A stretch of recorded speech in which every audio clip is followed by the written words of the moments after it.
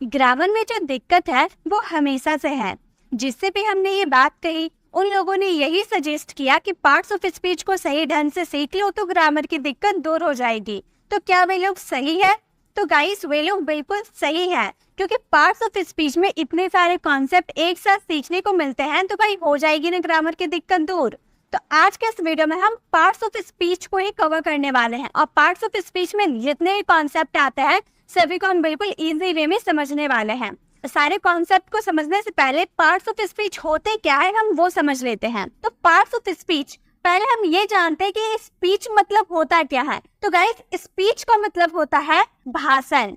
अब भाषण क्या होता है, स्पीच कैसे रेडी होता है? तो स्पीच रेडी होता है कलेक्शन ऑफ सेंटेंसेस। जो हम सेंटेंसेस वाक्य जो हम बनाते हैं, वाक्य से क्या चीज बनता है? स्पीच बनता है। किसी भी सेंटेंसेस को आपस में हम कनेक्ट करते जाएंगे तो एक स्पीच रेडी हो जाएगा और वो स्पीच ही होता है हमारा भाषण।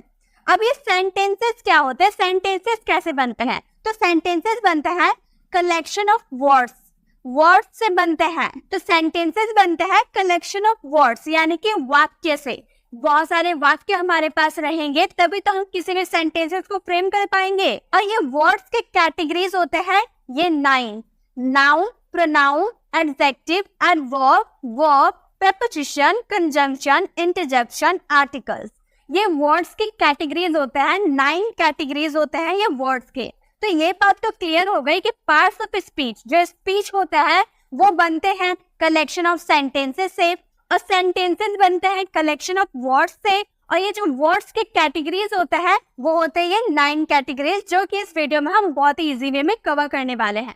तो एक एक करके हम सारे कॉन्सेप्ट को बहुत ही इजीली देखने वाले हैं। तो वीडियो में आपको एंड तक बने रहना है ताकि आपकी ये जो कंफ्यूजन है, ये जो कॉन्सेप्ट में जितने भी कंफ्यूजन होते हैं स्टूडेंट की, वो आसानी से दूर हो जाए। तो सबसे पहले हम देखने वाले हैं नाउन। नाउन हम लोग बचपन से पढ़ते आ रहे हैं, स्कूल टाइम में भी पढ़ते आ रहे हैं कि नाउन का हिंदी मीनिंग होता है संज्ञा। नाउन मीन्स क्या होता है?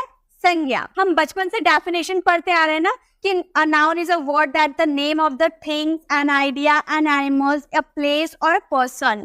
मतलब संज्ञा एक ऐसा शब्द होता है जो किसी वस्तु यानी कि थिंग्स, जो किसी आइडिया यानी कि विचार, एनिमल यानी कि जानवर, प्लेस यानी कि जगह, पर्सन यानी कि व्यक्ति के बारे में बताता है, बोध कराता है, वो हमारा क्या होता है? नाउन होता है।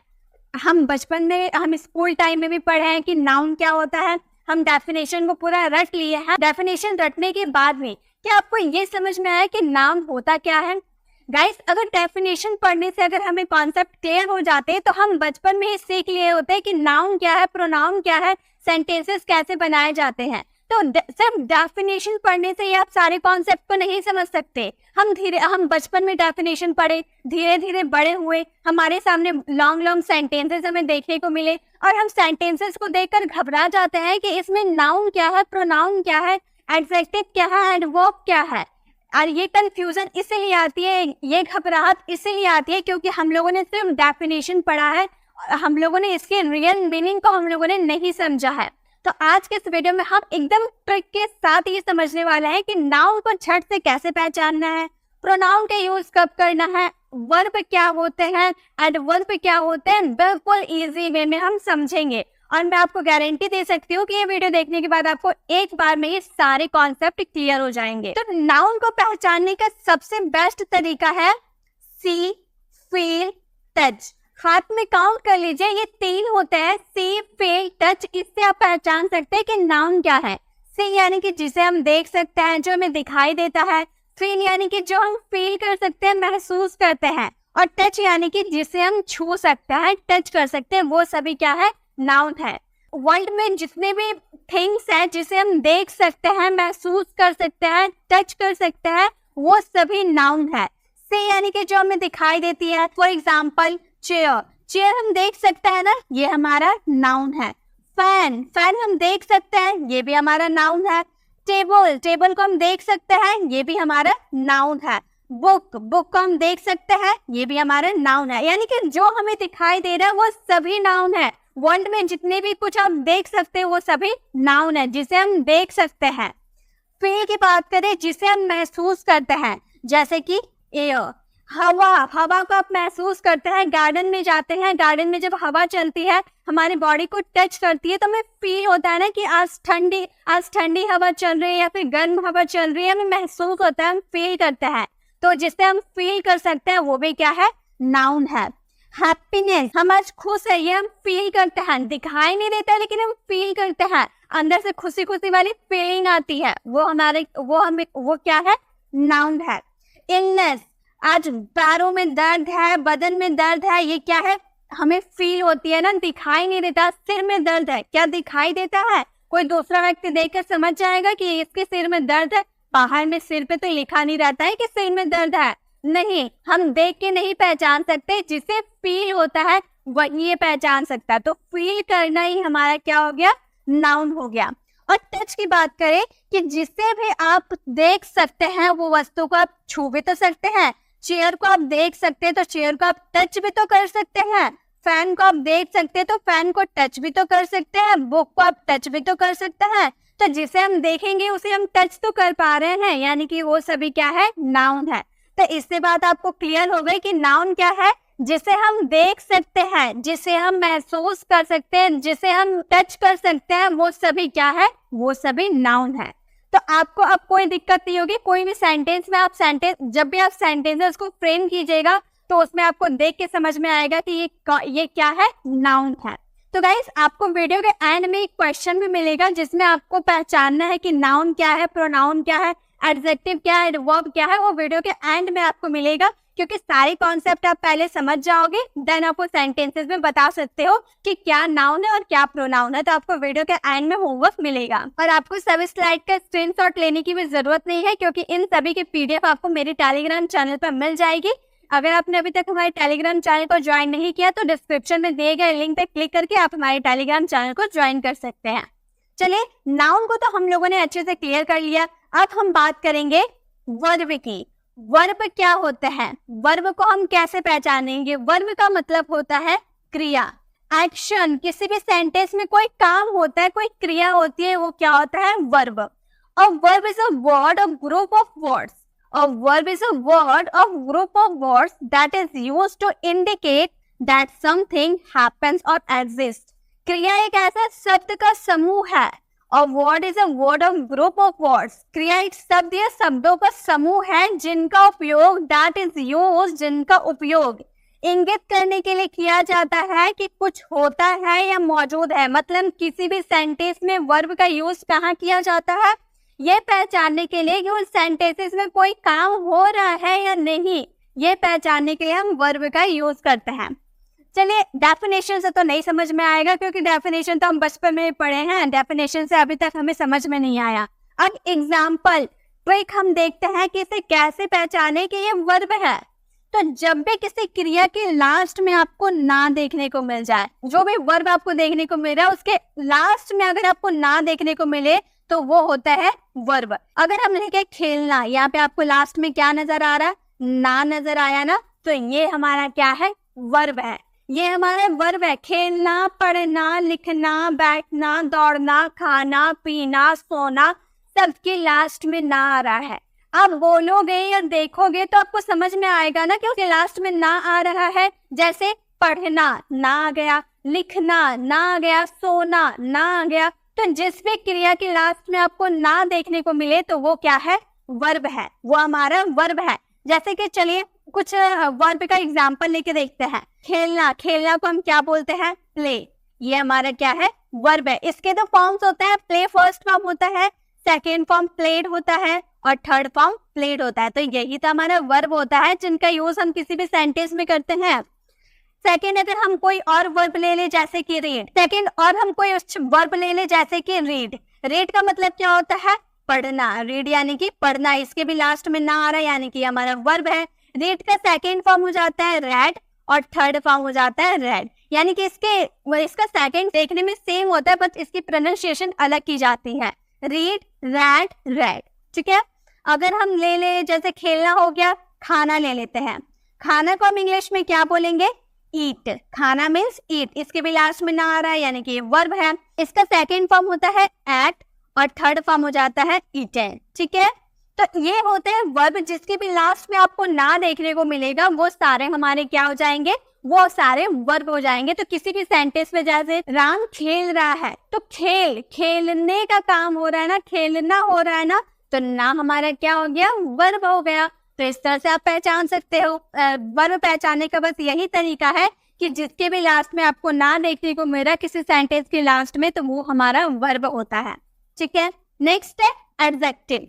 एडजेक्टिव का मतलब होता है, हिंदी मीनिंग होता है विशेषण। एडजेक्टिव मतलब विशेषण। विशेषण यानी कि किसी की विशेषता, किसी के बारे में हम कुछ बताते हैं।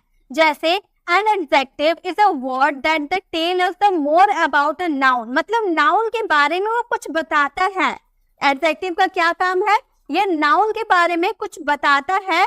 it describes or modifies a noun, मतलब जो नाउन होता है उसके बारे में ये संशोधित या वर्णन करता है, मतलब डिस्क्राइब करता है। कैसे, चलिए मैं एक ट्रिक के साथ बताती हूँ। डेफिनेशन से उतना नहीं समझ में आएगा तो मैं ट्रिक के साथ आपको बताती हूँ। तो एडजेक्टिव को पहचानने का तरीका है good, bad, neutral. Good, bad, neutral से हम पहचान सकते हैं कि एडजेक्टिव है। गुड यानी कि अच्छा, बैड यानी कि बुरा, न्यूट्रल यानी कि सामान्य, उदासीन। अब गुड, बैड और न्यूट्रल से हम कैसे एडजेक्टिव को पहचानेंगे। गुड यानी कि अच्छा, जब आप किसी की अच्छाई को बताते हो, जब आप किसी की अच्छाई को बताते हो, जैसे कि अगर आपको बोलना हो ब्रेव, आप किसी को देख रहे हो, बोल रहे हो बहुत ब्रेव है, बहुत बहादुरी से काम करता है, तो आप उसकी क्या कर रहे हो, अच्छाई कर रहे हो ना, उसकी अच्छाई बता रहे हो आप, तो वो हमारा एडजेक्टिव हो गया। किसी की अच्छाई आप बता रहे हो, जैसे कि आप किसी लड़की को देख लिए तो आप ब्यूटीफुल बोल रहे हैं, तो उसकी अच्छाई को बता रहे हो कि वो देखने में बहुत ही सुंदर है, ब्यूटीफुल है, उसकी अच्छाई बता रहे हो, तो वो क्या हो गया, हमारा एडजेक्टिव हो गया। अगर आपको बोलना हो वो बहुत मेहनत करती है, वो हार्ड वर्किंग है, तो हार्ड वर्किंग क्या हो गया, हमारा एडजेक्टिव हो गया। आप जब भी आप किसी की अच्छाई बताओगे, उसकी गुड क्वालिटीज को बताओगे, तो वो हमारा एडजेक्टिव होगा।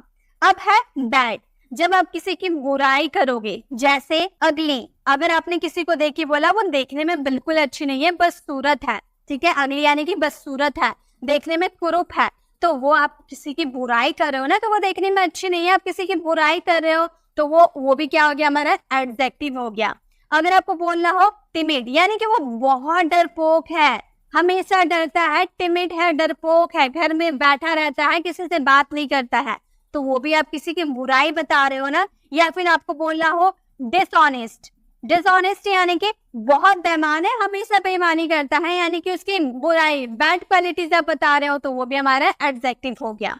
तो जब आप किसी के एडवाइस, किसी की अच्छी क्वालिटी, गुड क्वालिटीज बताओगे, तो भी वो आपका एडजेक्टिव है, बैड क्वालिटीज बताओगे, वो भी आपका एडजेक्टिव है। और न्यूट्रल क्या होता है, न्यूट्रल यानी कि सामान्य, उदासीन। जैसे कि अगर आप किसी, जैसे कि लॉन्ग, लॉन्ग यानी कि लंबा, मान लो आपके सामने से एक लड़का, मान लो आपके सामने से कोई गुजर के जा रहा है, वो काफी लंबा है, मतलब नॉर्मल जितनी लंबाई होनी चाहिए उससे ज्यादा वो लंबा है, तो उसे देखकर आप ये तो बोलोगे ना कितना लंबा है वो, तो उसकी लंबाई क्या उसकी बैड क्वालिटीज है या गुड क्वालिटीज है, क्या है उसका लंबा होना बैड क्वालिटीज है या गुड क्वालिटीज है, कुछ भी नहीं है। ना आप उसकी अच्छाई कर रहे हो, ना आप उसकी बुराई कर रहे हो, आप सिर्फ देखकर आपने कमेंट किया कि वो देखने में लंबा है, वो नॉर्मल जितनी लंबाई होती है उससे वो लंबा है, तब उसकी ना बुराई कर रहे हो ना अच्छाई कर रहे हो, वो न्यूट्रल है, सामान्य है, तो वो भी क्या हो गया, एडजेक्टिव हो गया। जैसे कि आपको लिखना हो हेल्दी, मान लो कोई बच्चा है, आपके सामने एक बच्चा है, वो थोड़ा हेल्दी है, तो आप उस बच्चे को देखकर बोलोगे ना कि वो हेल्दी है, गोलू मोलू सा है, क्यूट सा है, तो क्या आप उसकी बुराई कर रहे हो या फिर उसकी अच्छाई बता रहे हो, नहीं, ना आप उसकी अच्छाई बता रहे हो ना आप उसकी बुराई बता रहे हो, आप बस उसको देखकर आपने बस इतना कहा कि वो हेल्दी है, मतलब गोलू मोलू सा है। तो ऐसे वाले सिचुएशन में आपको जब उसकी ना बुराई कर रहे हो ना अच्छाई कर रहे हो, तो वो एडजेक्टिव होता है, ठीक है। तो एडजेक्टिव आप 3 तरीके से पहचान सकते हो, गुड, बैड, न्यूट्रल। इन 3 तरीके से आप समझ सकते हो कि वो एडजेक्टिव है, तो किसी भी सेंटेंस में आप एडजेक्टिव पहचान सकते हो। नेक्स्ट हमारा एडवर्ब। एडवर्ब का मतलब होता है क्रिया विशेषण। अभी हम लोगों ने क्रिया देखा, क्रिया यानी कि वर्ब, और विशेषण यानी कि एडजेक्टिव। ये हमारा 2 याद रखेगा, क्रिया यानी कि वर्ब था और एडजेक्टिव विशेषण यानी कि एडजेक्टिव था। ये दोनों को मिलाकर हमारा क्या बन गया, ये दोनों को मिलाकर ही एडवर्ब बन गया, क्रिया विशेषण बन गया।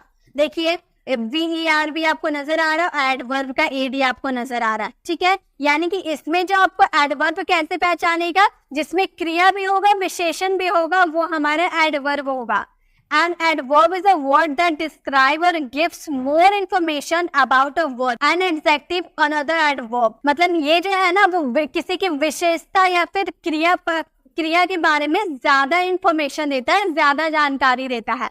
जैसे कि कुछ एग्जाम्पल लेते हैं ताकि हमारे माइंड में ये अच्छे से फिट हो जाए। जैसे अगर हमें बोलना हो रोहन रन स्लोली, मतलब इसका हिंदी मीनिंग क्या हुआ, रोहन धीरे दौड़ता है, स्लोली यानी कि धीरे।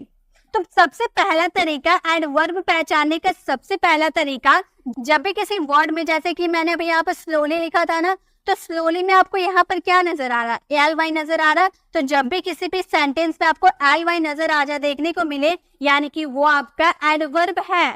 जिस भी सेंटेंस के लास्ट में आपको LY देखने को मिले वो आपका एडवर्ब है। जैसे कि स्लोली हो गया, स्विफ्टली हो गया, स्विफ्टली के भी लास्ट में LY आता है तो वो भी क्या हो गया, एडवर्ब हो गया। तो ये तो नॉर्मल हो गया कि जिसके लास्ट में LY आएगा वो क्या हो जाएगा, हमारा एडवर्ब होगा। लेकिन बहुत सारे एडवर्ब ऐसे होते हैं जिनके लास्ट में LY नहीं आता है, तो उसको कैसे पहचाने। तो गाइस उसको पहचानने का भी तरीका है। हमने बोला रोहन रन्स स्लोली, रोहन धीरे दौड़ता है, तो रोहन का जो क्रिया हो रहा है, क्या हो रहा है, धीरे दौड़ने का हो रहा है। यहाँ पर क्रिया क्या हो रहा है, धीरे दौड़ने का काम हो रहा है। जब भी आप क्रिया और उसकी विशेषता, आप उसकी विशेषता भी बता रहे हो कि वो धीरे दौड़ रहा है, आप उसकी क्रिया के भी बारे में बात कर रहे हो और उसकी विशेषण भी बता रहे हो, तो वो हमारा एडवर्ब होता है। तो रोहन रन स्लोली, रोहन धीरे दौड़ रहा है। अगर हम बोले रोहन रन फास्ट, यानी कि रोहन तेज दौड़ रहा है, रोहन का दौड़ने का काम तेज हो रहा है।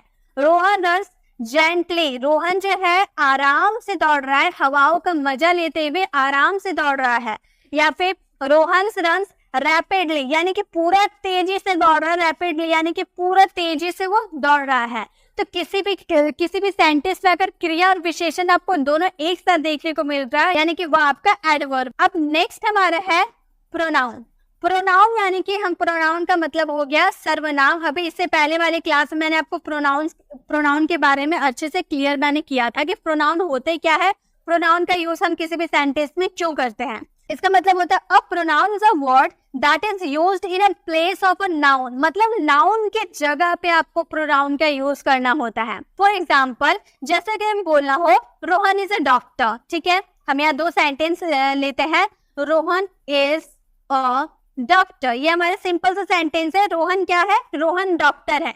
अगर हम फिर से सेंटेंस बनाए, Rohan is my friend, Rohan मेरा क्या है, फ्रेंड है, रोहन इज माई फ्रेंड। यहाँ भी हम लोगों ने रोहन बोला, यहाँ भी हम लोगों ने रोहन बोला। तो एक ही सेंटेंस में अगर आप एक स्पीच रेडी कर रहे हो तो बार बार आप नाउन का जिक्र नहीं कर सकते। ये रोहन क्या है, ये रोहन हमारा नाउन है। तो एक जो सेंटेंस आप कंप्लीट कर रहे हो, ये सेंटेंस में आपको बार बार नाउन का जिक्र नहीं करना होता है।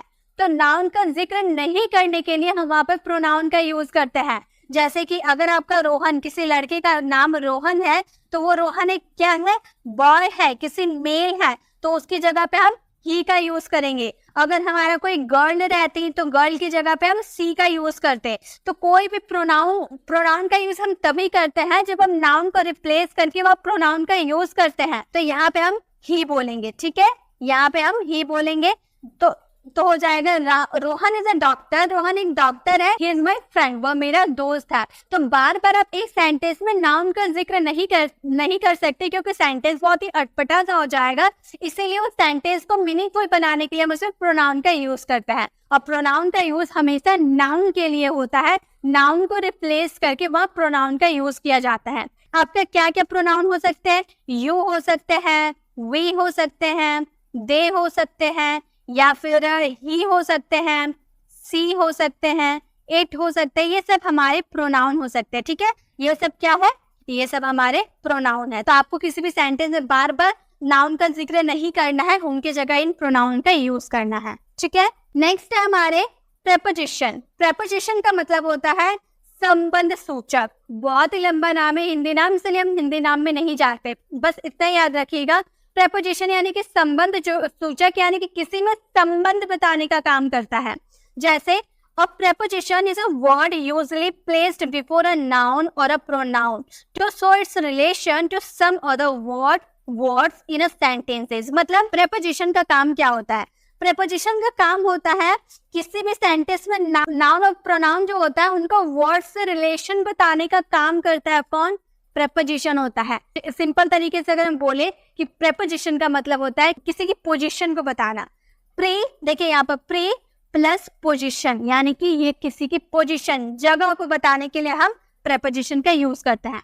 जैसे कि एक सेंटेंस लिखते हैं, the book is on the table. यहाँ जो आपका सेंटेंस क्या हुआ, बुक टेबल पर है, यानी कि टेबल, बुक का पोजीशन कहाँ है, टेबल पे है। तो ये कौन बताया, पोजीशन बताने का काम कौन किया? ऊपर के लिए हम किन वर्ड का यूज किए, हम ऑन का यूज किए। ऑन का मतलब ही हो गया ऊपर, ठीक है, ऑन का मतलब ऊपर। तो हमारा पोजीशन बताने का काम कौन किया, ऑन किया। तो किसी भी सेंटेंस में किसी चीज की पोजीशन की बात अगर आप बताते हो तो वहां पे आपको प्रेपोजिशन का यूज करना होगा। तो हम बोले जो बुक है कहाँ है, बुक की पोजीशन कहाँ है, टेबल के ऊपर है, इसलिए वहां पे हम ऑन का यूज किए। प्रेपोजिशन हमारा क्या क्या हो सकता है, इन हो सकता है, ऑन हो सकता है, अपॉन हो सकता है, एट हो सकता है, अंडर हो सकता है, और भी बहुत सारे प्रेपोजिशन होते हैं, बहुत सारे प्रेपोजिशन होते हैं जो मैंने आपको प्रेपोजिशन वाली क्लास में मैंने आपको बहुत ही अच्छे से एक्सप्लेन किया है। अगर आप प्रेपोजिशन नहीं देखे तो आप हमारे प्रेपोजिशन वाली वीडियोस को विजिट कर सकते हैं, जो काफी लोगों ने पसंद किया है। तो किसी भी सेंटेंस में अगर आपको किसी वस्तु की पोजीशन के बारे में बताना हो तो वहां पे आप प्रेपोजिशन का यूज कर सकते हैं। नेक्स्ट है हमारा कंजंक्शन। कंजंक्शन का मतलब होता है दो सेंटेंसेस को आपस में कनेक्ट करना। जैसे a conjunction is a word that is used to joining other words, phrases और sentences। मतलब किसी भी जो वाक्य होता है, दूसरे शब्द होते हैं, उन सबको जोड़ने का काम कौन करता है, कंजंक्शन करता है। सभी को जोड़ने का काम कंजंक्शन का होता है। जैसे एग्जाम्पल के थ्रू हम समझते हैं, दो सेंटेंस हम लिखते हैं। पहला सेंटेंस है हमारा, Ram is a good boy. Ram is a good boy. Next sentence, Rohan is a good boy. Rohan is a good boy. यहाँ पर दो सेंटेंस हम लिख दे रहे हैं। दो सेंटेंस हमारा, एक है Ram is a good boy, Ram एक अच्छा लड़का है। दूसरा sentence Rohan is a good boy, Rohan एक अच्छा लड़का है। तो दोनों सेंटेंस तो एक ही है ना, कि राम भी अच्छा लड़का है, रोहन भी अच्छा लड़का है, बस नाम चेंज है, बाकी सेंटेंस तो सही है ना, एक ही है, सेंटेंस एक ही है। तो इन दो वर्ड्स को कनेक्ट करके हम एक लॉन्ग सेंटेंस बनाएंगे। कैसे बनाएंगे, हम बोलेंगे Ram and Rohan. Ram and Rohan are good boy. Ram और रोहन गुड बॉय है, यानी कि अच्छे लड़के हैं। तो यहाँ पे दो सेंटेंसेस को जोड़ने का काम किसने किया है, एंड ने किया है। और ये एंड ही हमारा क्या है, ये एंड हमारा है कंजंक्शन। तो यही तो मैं आपको समझा रही हूँ कि दो सेंटेंसेस को आपस में कनेक्ट करना किसका काम है, कंजंक्शन का काम है। अब कंजंक्शन पे भी बेस्ट मैंने वीडियोस बना रखी हूँ, बहुत सारे कंजंक्शन होता है, तो आपको सभी कंजंक्शन को अच्छे से समझ लेना है। तो आप हमारे कंजंक्शन वाली वीडियोस को विजिट कर सकते हैं। बस मैं आपको कॉन्सेप्ट समझा रही हूँ कि कंजंक्शन होते क्या है, दो सेंटेंस, दो अलग अलग सेंटेंसेस को आपस में ज्वाइन करके एक लॉन्ग सेंटेंसेस को फ्रेम करने का काम ही कंजंक्शन का होता है। ठीक है। इंटरजेक्शन। इंटरजेक्शन का मतलब होता है विस्मयादि बोधक। नाम काफी बड़ा है। अब मैं आपको शॉर्ट तरीके से बताती हूँ। देखिए यहाँ पे अगर हम टर को हटा देते हैं तो ये क्या बन जाता है, ये हमारा सेंटेंस कुछ इस, ये हमारा वर्ड कुछ इस तरह का बन जाता है ना, इंजेक्शन। ये क्या हो गया, इंजेक्शन। इंजेक्शन तो आपको बचपन में पढ़े होंगे, बड़े में भी पढ़े होंगे ना। इंजेक्शन जब लगता है तो अचानक हमें फीलिंग्स होती है ना, अचानक हमें अजीब सा महसूस होता है। तो वही महसूस इंटरजेक्शन में भी होता है। कैसे होता है चलिए देखते हैं। An interjection is a word phrases that is used to express surprise, pain, pleasure etcetera. मतलब किस इंटरजेक्शन का काम होता है सेंटेंस में सरप्राइज, पेन, प्लेजर को एक्सप्रेस करने का।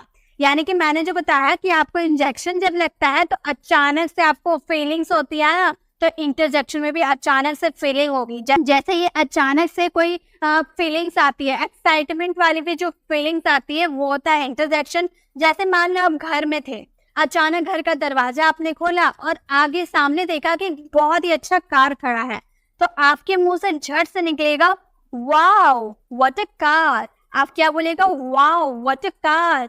तो ये जो वाओ अचानक से आपके मन में ये आया ना, अचानक आपने दरवाजा खोला, आपके सामने कार है और आप देख के ही बोल रहे वाओ व्हाट अ कार। आप सरप्राइज हो गए, देखकर सरप्राइज हो गए। तो उस वाले जो आपके अचानक जो फीलिंग्स निकले ना, वाओ, ये हमारा क्या है? ये हमारा इंटरजेक्शन है। कोई गलती हो जाती है तो हम बोलते हैं ना ओ नो मिस्टेक हो गई, ओ नो, इस तरह से बोलता है ना। या फिर ओ गॉड क्या मैंने लिख दिया, ओ गॉड, इस तरह से भी हम बोलते हैं। या फिर OMG बहुत यूज करते हैं ना, OMG, ओ माई गॉड, जिसे हम बोलते हैं। या फिर हम किसी मैच वगैरह जीत जाते हैं तो हम बोलते हैं ना हुर्रे, हिप हिप हुर्रे, हम बोलते हैं ना। तो हुर्रे भी हमारे अचानक फीलिंग्स आती है, वो भी हमारा इंटरजेक्शन हो गया। या फिर चीयर्स, बहुत सारे मैच जीत गए, हम चीयर्स का भी यूज कर सकते हैं। या ब्रेवो, किसी को शाबाशी देते हुए बोलते हैं ना ब्रेवो। ये सब क्या है? ये सब इंटरजेक्शन है। तो आपको ये याद रखनी है कि अचानक जो आपको फीलिंग्स जो आती है, आपके मन में जो फीलिंग्स आती है एक्साइटमेंट वाली, या फिर कोई सा भी फीलिंग्स आती है अचानक लेकिन आती है, सरप्राइज हो, पेन हो, प्लेजर हो, वो सभी क्या है? इंटरजेक्शन है। ठीक है, इंटरजेक्शन भी हो गए क्लियर। अब हमारे लास्ट जो यूजेस है वो है आर्टिकल्स। आर्टिकल्स बहुत ही ज्यादा यूज होते हैं स्पोकन इंग्लिश में। Articles are words that define a noun as a specific और अनस्पेसिफिक। आर्टिकल्स जो है तो शब्द होता है ना जो संज्ञा के स्पेसिफिक यानी कि विशिष्ट, जिसे हम हिंदी में बोलते हैं, या अनस्पेसिफिक यानी कि अविशिष्ट रूप को डिफाइन करते हैं। तो चलिए हम इसके डेफिनेशन पे नहीं जाते। आर्टिकल्स होते क्या है? हम बचपन से पढ़ते आ रहे हैं। आर्टिकल्स होते हैं a an the. A an the ये हमारे क्या है? आर्टिकल्स है। ए का यूज हम करते हैं कॉन्सोनेंट। जितने भी हमारे अल्फाबेट में कॉन्सोनेंट होते हैं सबके साथ हम क्या यूज करते हैं? सबके साथ हम यूज करते हैं ए का। सबके साथ यूज होता है ए। और एन का यूज हम किसके साथ करते हैं? जितने भी हमारे इंग्लिश अल्फाबेट में वॉवल्स होते हैं उनके साथ हम एन का यूज करते हैं। लेकिन द का यूज कब करते हैं वो मैं आपको बाद में बताती हूँ। पहले हम ए और एन पे फोकस करते हैं। जैसे कि मान लो मैंने यहाँ पर एक वर्ड लिखा अम्ब्रेला, बहुत कॉमन है ना अम्ब्रेला। अब इसमें आप पहचान कर बता सकते हो कि इसमें क्या लगेगा? ए लगेगा या एन लगेगा? तो आप बोलोगे वॉवल्स कितने होते हैं? 5 होते हैं। ए, ई, आई, ओ, यू। बचपन से पढ़ते आ रहे ये 5 वॉवल्स होते हैं। तो यहाँ पे यू आपको देखने को मिल रहा है ना, यू है ना, यानी कि इसमें क्या लगेगा? एन लगेगा। क्लियर? बहुत इजी था, पहचान के हम लोगों ने लगा दिया। एन लगता है, एन लगा दिया। नेक्स्ट हम लिखते हैं यूनिवर्सिटी। ठीक है, यूनिवर्सिटी। अब इसमें आप बताइए क्या लगेगा? यहाँ भी यू है, यहाँ यू है, तो यहाँ भी एन लगेगा, है ना, क्योंकि वॉवल्स के साथ एन लगता है ना, एन लगेगा। गाइस नहीं, इसमें एन नहीं लगेगा। क्यों नहीं लगेगा? यहाँ तो हम लोगों ने पढ़ा ए के साथ कॉन्सोनेंट के साथ ए लगेगा और वॉवल्स के साथ ए लगेगा। लेकिन ये तो हमारा कॉन्सोनेंट है, इसे हम क्या बोलेंगे? इसे हम हिंदी में बोल रहा है यूनिवर्सिटी।